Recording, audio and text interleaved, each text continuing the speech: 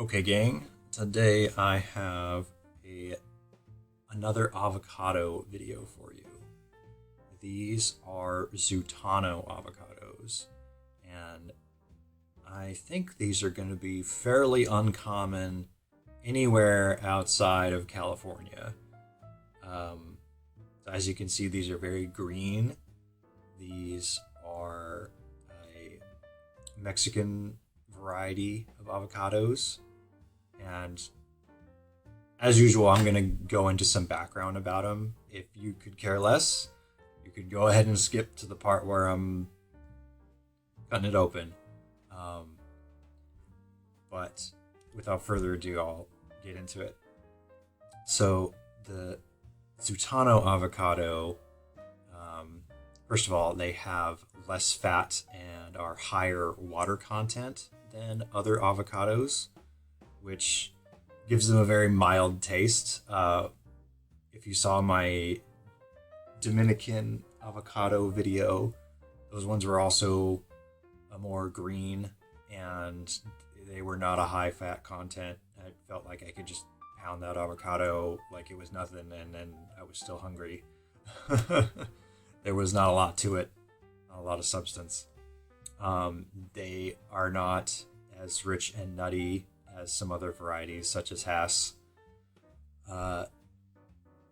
So its origin, Zutano avocados originated in Fallbrook and were developed by R.L. Ruitt in 1926. They were popular in the mid to late 20th century, but today they are not grown for major commercial production and instead are considered a farmer's market avocado, because you can't get a very good price for them. Often standing in as a secondary variety when Hass avocados are not readily available. So there's different types of, you guys probably know this, different types of avocados. There's A and B types. So let me back up. Quick rundown on avocado pollination if you're not already familiar with it.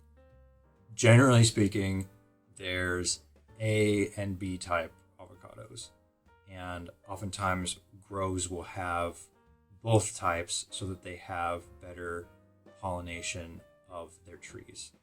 So you'll have an A type avocado that opens its flowers at a certain interval and closes them at a certain interval.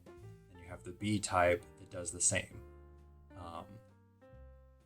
And by having both, you get a better, more reliable fruit set on your trees. So going back to the Zutano avocado, it is a B type, and over time, farmers began noticing that their Hass avocado trees, when planted near Zutanos, regularly produced more and larger fruit than those planted farther away. So Zutano avocados, at least in the Central Valley of California, are often planted around the edges of Hass groves where their flowers can cross-pollinate.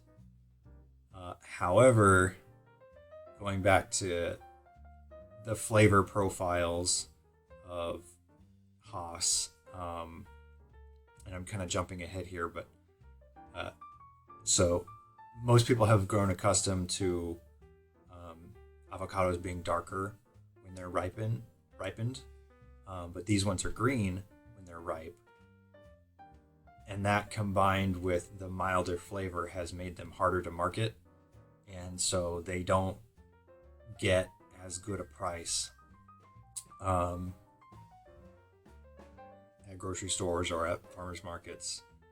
So farmers are now in the position where they say that the price that they get back for selling Zutano fruit is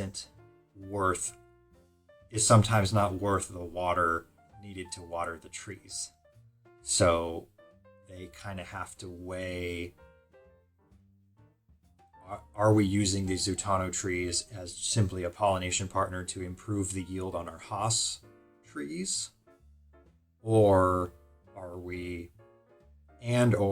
trying to sell the fruit? And then there's space restrictions. Like maybe the space could be better used for more Haas trees instead of just a pollination partner. And then some farmers prune the flowers and the fruit after pollination has happened. So they might not even be bothering with trying to sell Zutanos. So there's different dynamics at play that make whether or not you can even market a Zutano or sell Zutano might not even be worth it for that particular farmer, and it might only be something that's viable for a particular region.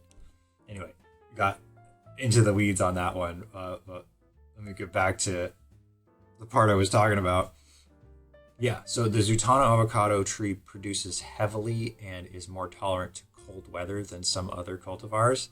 So then that's another thing that could come into play. They're commonly planted in some areas of the Central Valley where it gets too cold for other varieties like Hass. So if it's the right climate, then maybe it might be a viable option, but those other factors come into play. But anyway, that's the background on it. Let me talk briefly about the genetics, and then I'll cut this guy open. So many speculate that avocados were domesticated 3 times in history, which led to the 3 genetic races of trees today: Mexican, West Indian, and Guatemalan. While each race has distinctive features, cross-pollination permits the development of unlimited varieties. So you can cross-pollinate these and develop new varieties. I think I got into it in a previous video, but developing new avocado varieties takes many years. That's another rabbit hole that I won't get back into in this video. And the Zutano avocado is derived from Mexican avocado genetics. But I will stop yapping and get to the fruit itself. And this time I actually brought all the utensils and tools that I need instead of just trying to make this happen with just a knife. It has a big ol' seed too.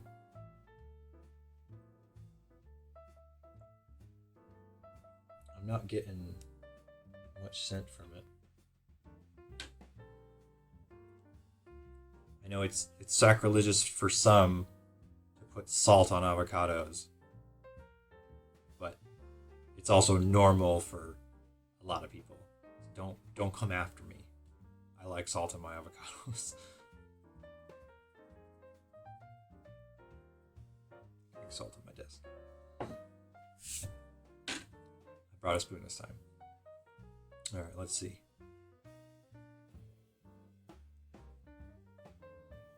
I was reading that they're apparently problematic to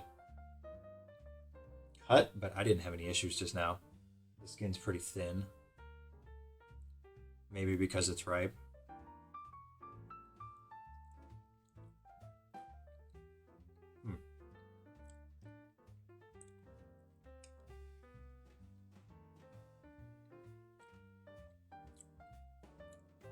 It's definitely a less fatty taste. Oh, you know what? The skin is so thin that it's like breaking away. Maybe that's what they meant.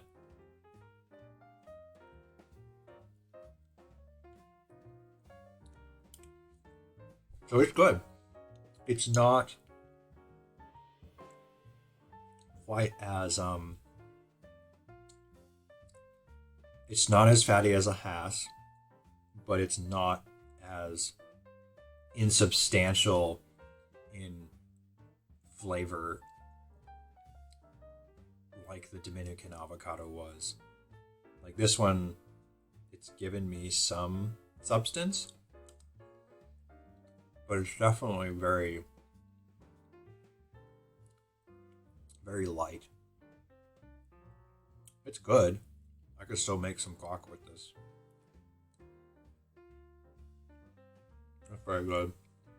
But it's not nutty like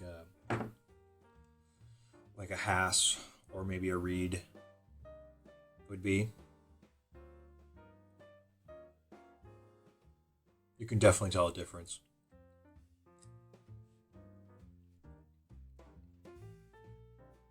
I think in previous videos I felt like I needed to have the avocado, like a Hass alongside to kind of pick out the flavor profile differences. This one I can tell really easily that there's a big difference. If I did like a blind taste test, I'm sure that I could pick this one out because it's different enough.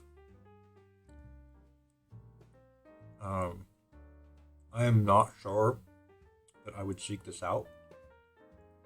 Like if I was given the option, like, hey, do you want a Hass avocado or do you want a Zutano? I'd probably pick the Hass. It's not bad, again, but here this skin is coming off again.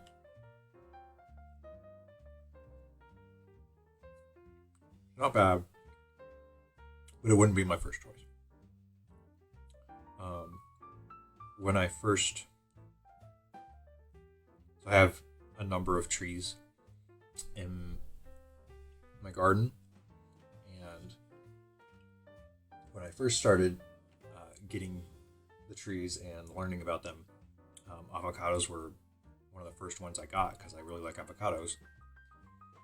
And having learned about the A and the B type, I did get 2 avocados at the time. I got a Hass and a Zutano tree, and eventually the Zutano died, so I never saw any fruit from it, unfortunately. But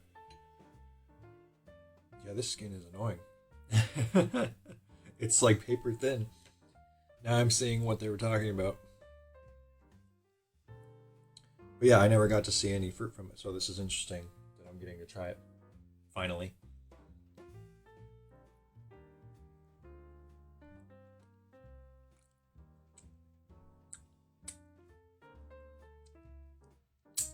Problematic peeling, that's what I read.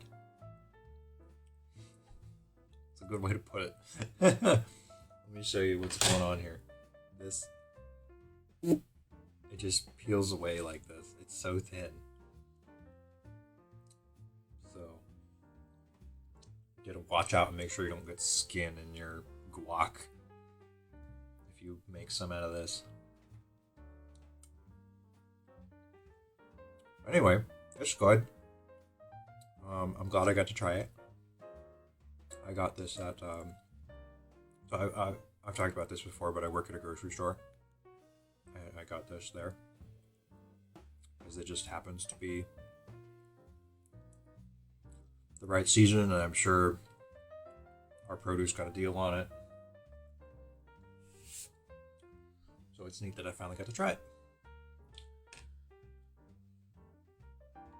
So yeah, that's the Zutano avocado. Very green, very mild flavor. Not that exciting. I wouldn't rush out and bash down the doors for it. But it's a neat variety regardless, and it's got an interesting background. All right. I hope you enjoyed that, and I'll see you guys next time.